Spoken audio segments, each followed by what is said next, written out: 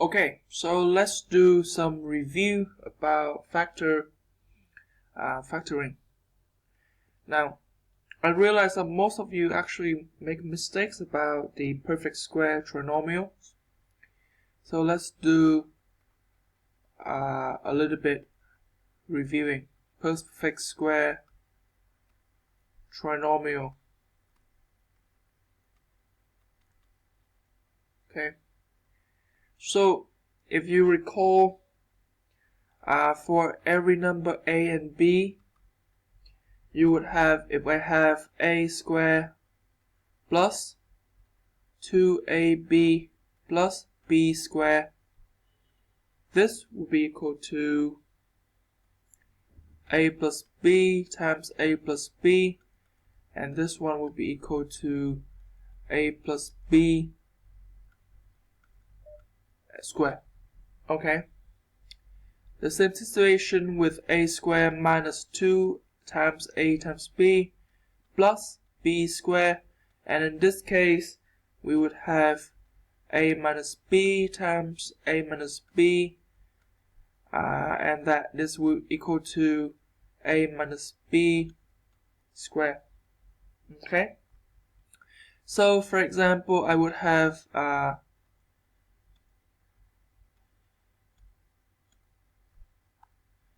something like this. Now I will have x squared plus 8x plus 16. Okay, and you realize that this is actually x squared here is already square. 16 is actually 4 square, right? And now we have a and b, so I have a is x, b is 4. Now 8x here can be actually written as 2 times, okay, a as x and b is 4. Okay, so 2 times x times 4 exactly equal to 8x. Okay, so I would have equal to, this one would equal to x plus 4 square. Okay, so another example would be 4n squared minus 12n plus 9. Remember here, actually 9 is 3 square, right? So I know that my b is 3. Have a look at this, 4n squared. Now we know that this is actually a square, right? So we already have we have already n here. We can actually rewrite this as 2n squared, right? And this will be my a. So my a would be 2n. Alright? So what happened here is that how about 2n here, 12n here, okay?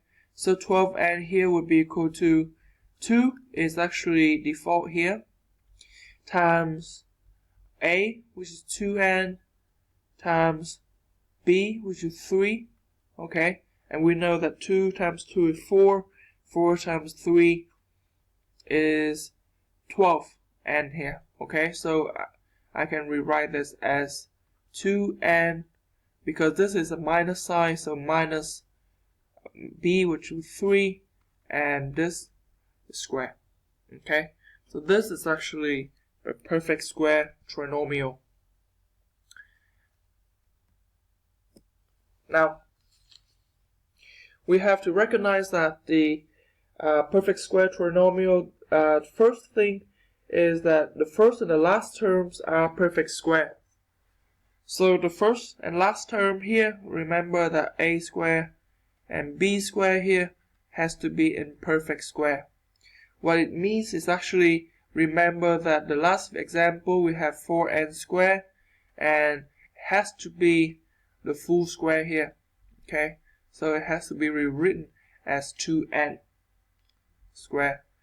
Same with 9n squared, right?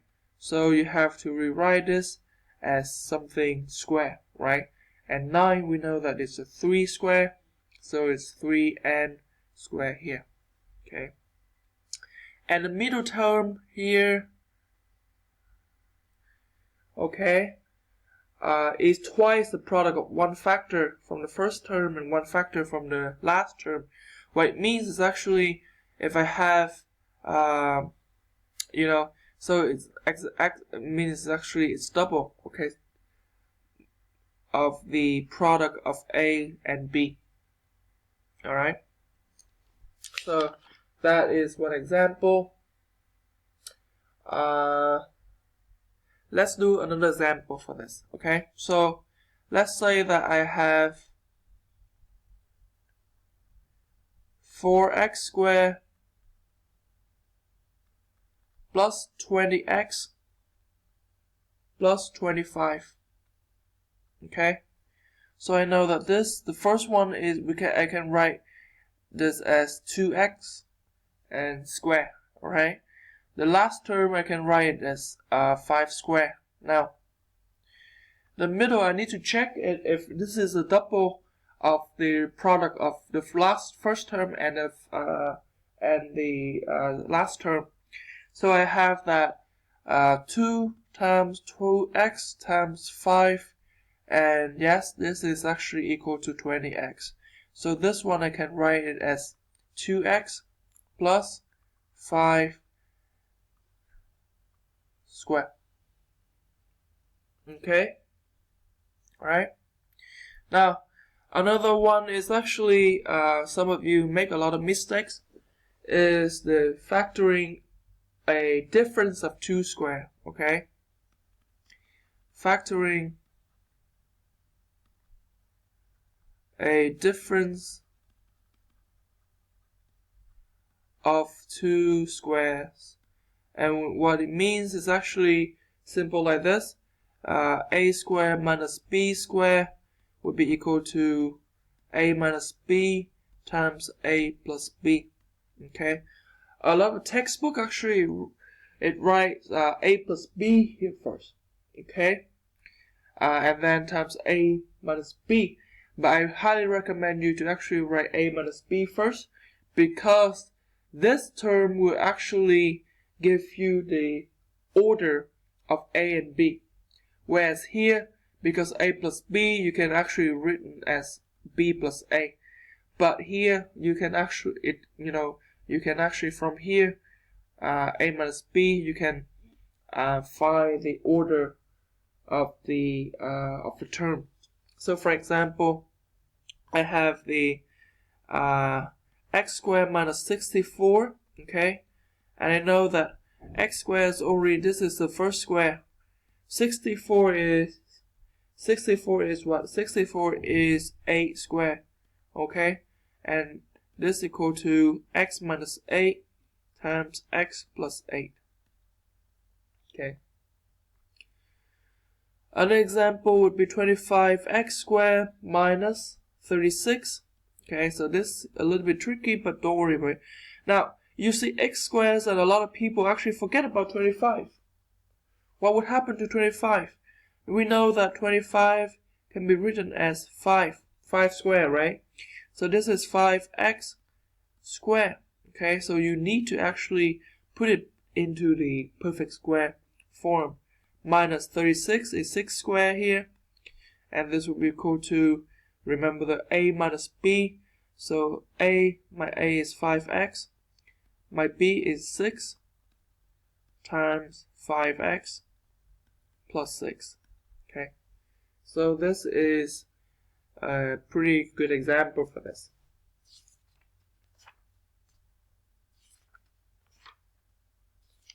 Now, another way of factoring is actually by grouping.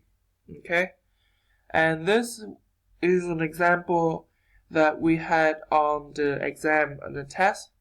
We have 3 n cubed minus 12 n squared plus 2n minus 8, and you need to factor it out. Okay, so the first thing what we do is actually factor out the GCF of each group of terms.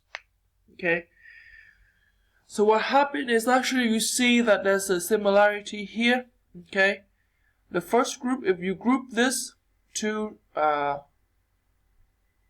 terms and group this together, okay, you would have that 3. Okay, so the GCF for this first group would be 3n squared. Okay, and the GCF for the second group would be only 2. Okay, so let's say the first group, what we have for first group, we have 3n squared. Okay, and 3n squared here. So if we factor out 3n squared inside, it would still have only n. Okay, and 3n squared here. So 12n squared divided by 3n squared, right? Remember the GCF. The GCF for this one is actually 3n squared. So by factoring out means that you divide this. Okay, so 12n squared divided by 3n squared would be equal to 4. Okay, right. 3n squared, 12n squared, okay, and this divided together with 4. Alright, and now here plus the GCF for this one would be 2. Okay, so I put 2 out. Inside the bracket would be n minus 4. Okay, and now I know that actually this one is n minus 1. N minus 4 is the common factor here. So I would factor out n minus 4 again, and I would have 3n squared plus 2. Okay, this is the final answer for it.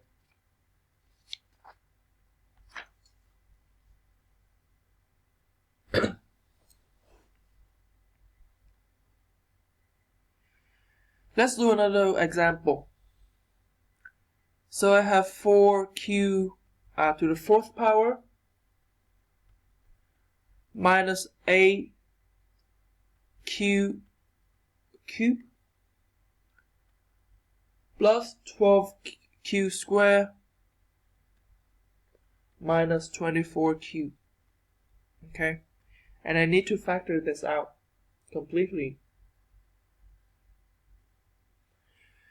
So I realized that's actually what's the common here, the common in term of the term. So actually every single term here, it has q. Okay, so this one we have q. First is common. The next common thing is actually all of this number can be divided by 4.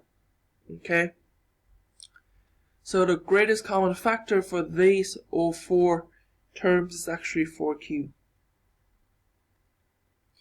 And then if you divide this by 4q, you would have q to the 3rd power. Okay, so this is q minus 2q squared plus 3q minus 6. Okay, is it done? Not yet, because actually if you can see, if you group these together, okay, you would know that this is, if you put q out, you would have q squared minus 2.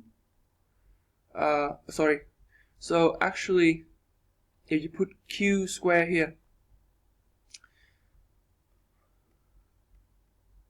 okay, so if you put q squared here out, you would have q minus 2, and if you put 3 out, you would have q minus 2. Okay, another opportunity for us to actually do the common factor. So we would have 4q here out, and then you would have q minus 2 as a common factor, and inside would be again q squared plus 3.